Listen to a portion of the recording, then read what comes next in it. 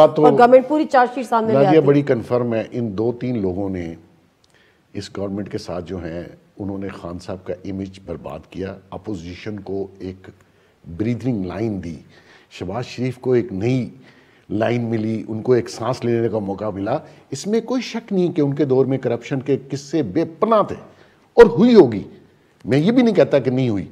مقصد یہ تھا کہ ہمیں کنکریٹ پروف سے اس کو کورٹ میں لے کے جانا ہے اور منطقی انجام تک لے کے جانا ہے اور وصولی کرنی ہے، بجائے اس کے کہ شہزاد اکبر صاحب روز آ کے ہمیں ایک قصہ سناتے ہیں، اور جو انہوں نے قصہ سنایا ابھی نیا 10 سے 15 سال چاہیے کورٹ میں، جو کوٹیں آپ کی ہیں اس میں پروف کر 100 گواہ ذرا عامر صاحب سے پوچھ لیں کتنے عرصے میں بھگت سکتے ہیں۔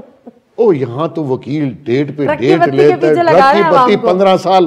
اور دوسری بات یہ، آپ کیسے پریس کانفرنس کر سکتے ہیں وہ سارا کیس پبلک کے سامنے لا کے؟ پہلے تو پراسیکیوشن کو دو، کورٹ کو دو، یہ تو میڈیا ٹرائل ہے، اور روز آ کے ایک نئی کہانی وہ بتاتے ہیں اور امبیرس کر رہے ہیں پرائم منسٹر عمران خان کو۔ شہزاد اکبر صاحب he has no qualification at all, آج تک 3.5 سال ہو گئے، کیا ثابت کیا آپ نے؟